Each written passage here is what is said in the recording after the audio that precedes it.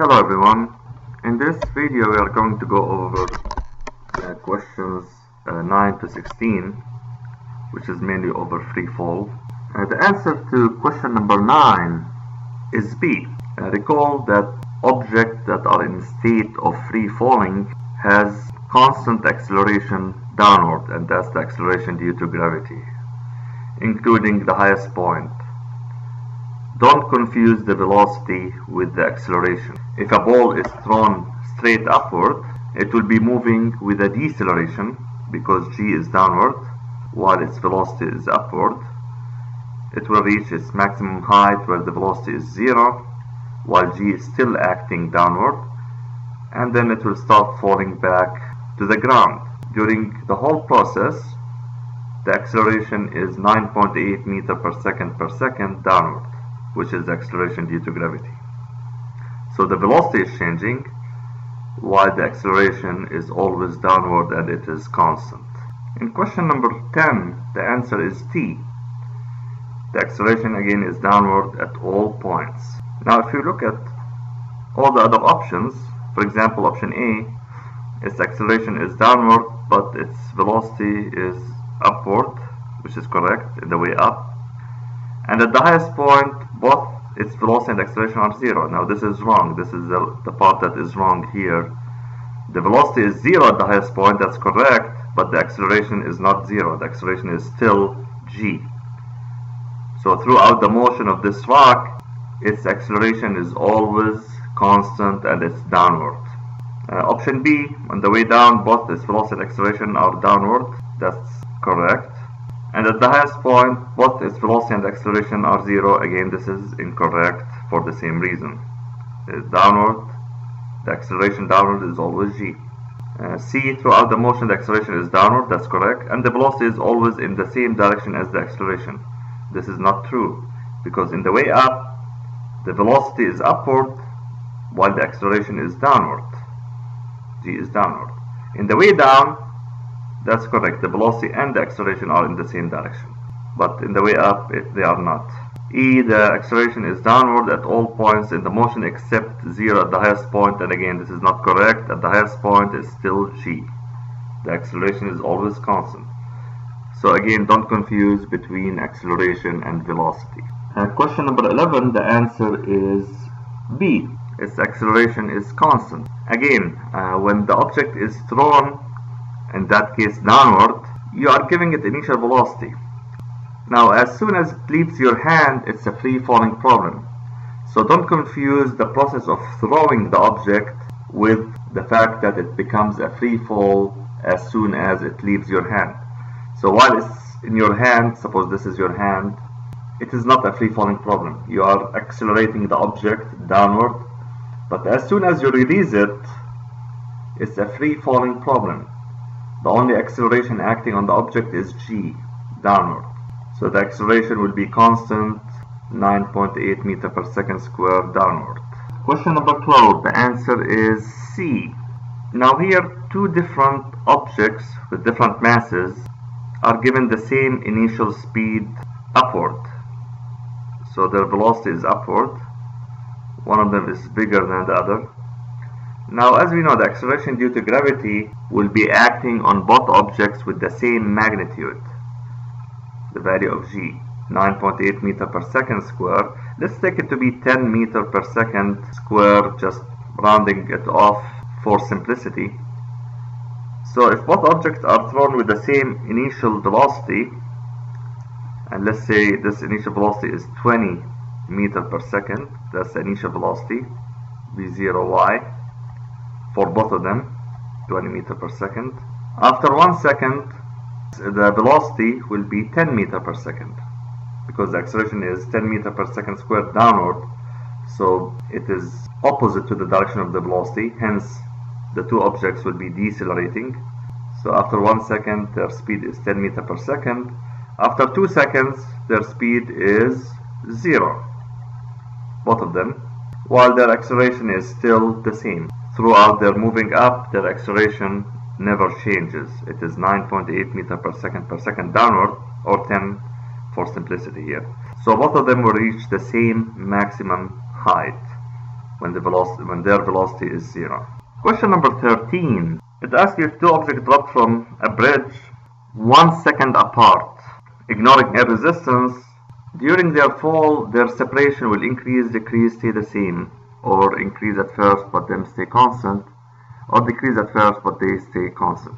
Now notice here the question is about separation between the two objects, so it's about the displacement, how their displacement will be compared to each other. It's not about the velocity. If it's about the velocity, their velocity will stay the same, since the velocity is increasing at constant rate.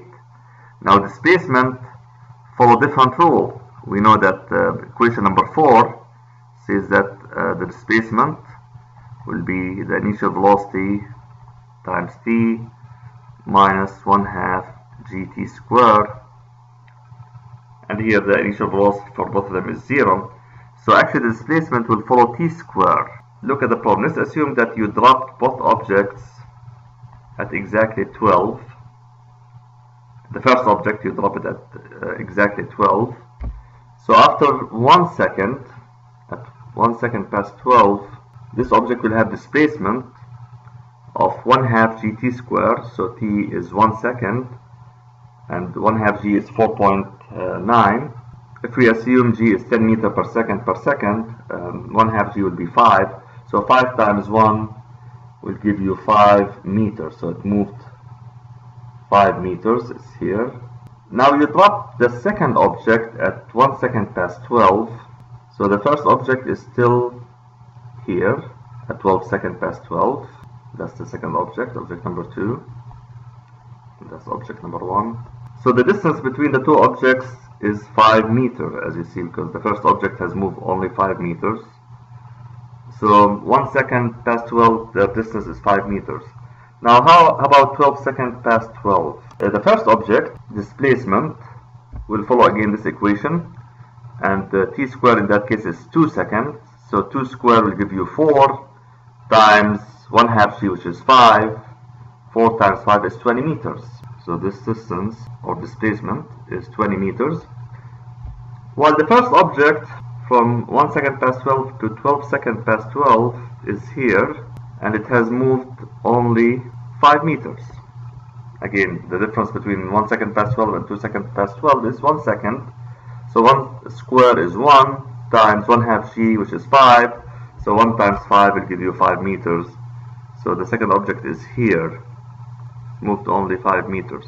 So if you compare the separation between the two objects, at 1 second past 12 their separation was 5 meters, because the first object is here at 1 second past 12, while the second object is here, so their separation was 5 meters. At 2 seconds past 12, notice here the location of the second object versus the location of the first object. The difference is 15 meters. And so on. If we go to 3 seconds past 12 for the first object, in that case it will be 3 seconds, so t squared will be 9 times 1/2 g, which is 5. 9 times 5 is 45 meters. So it will be here, and it will be 45 meters away from the point it was dropped. So this distance is 45 meters. While the second object at 3 seconds past 12 will be 20 meters below its starting point. So now the separation between the two objects at 3 seconds past 12 will be how much? Will be 45 minus 15, which will give you 30 meters. So notice again here, 1 second past 12, their separation is 5 meters. At 2 seconds past 12, their separation is 15 meters. And at 3 seconds past 12, their separation is 30 meters. Hence, their separation is increasing. Okay. In question number 14, the answer is C. Now notice question number 14 is not about the time they will hit the ground. Of course, the second object that was thrown downward will hit the ground first. The question, on the other hand, is about the speed at which they will hit the ground. Now let's look at each object and examine their velocity. So the first object was thrown upward with the same velocity that the second object is thrown downward. So let's assume the velocity initially is 20 meters per second for the first object, which will be also 20 meters per second for the second object, but they have different directions. And let's take g to be around 10 meters per second square downward. Now after 1 second, the first object will have velocity of 10 meters per second upward, because it's losing 10 meters per second each second, since the acceleration is opposite to the direction of the velocity, while the second object has moved downward and its velocity is 30 meters per second.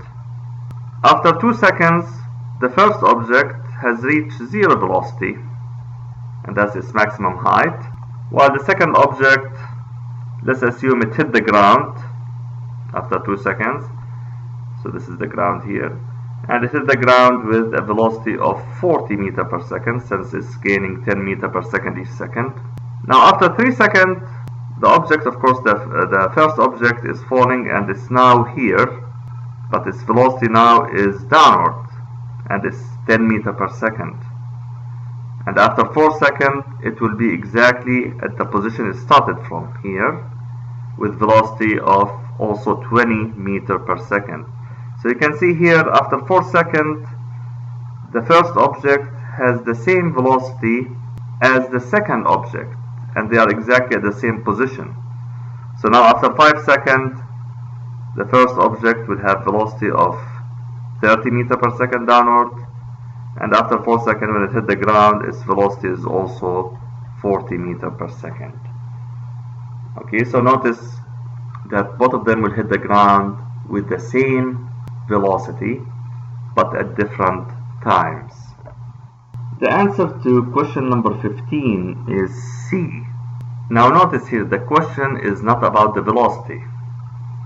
Of course, brick number B that was thrown straight downward will have bigger velocity, will have bigger final velocity. The change in the velocity will be the same for both of them, since the acceleration is constant. So the question here is about the acceleration, and throughout the fall, both objects will have the same acceleration, which is the acceleration due to gravity. Again, if the question was about the velocity, of course, the brick number B that was thrown straight downward will have bigger magnitude velocity. The answer to question number 16 is B, 88 km per hour. Now, it is wrong to take the average of those two velocities, because each one has different duration at which it's acting on the object. So the 80 km is acting on the object for 3 hours, while the 100 km per hour is acting on the object for 2 hours. Hence, they don't have the same weight. So in order to find the average speed, we have to go back to our main equation. We know the average speed is equal to the total distance over the total time. Now, to find the total distance, we have to multiply the velocity by the time for each one. So distance 1 here will be 80 km per hour times 3 hours, and this will yield 240 kilometers.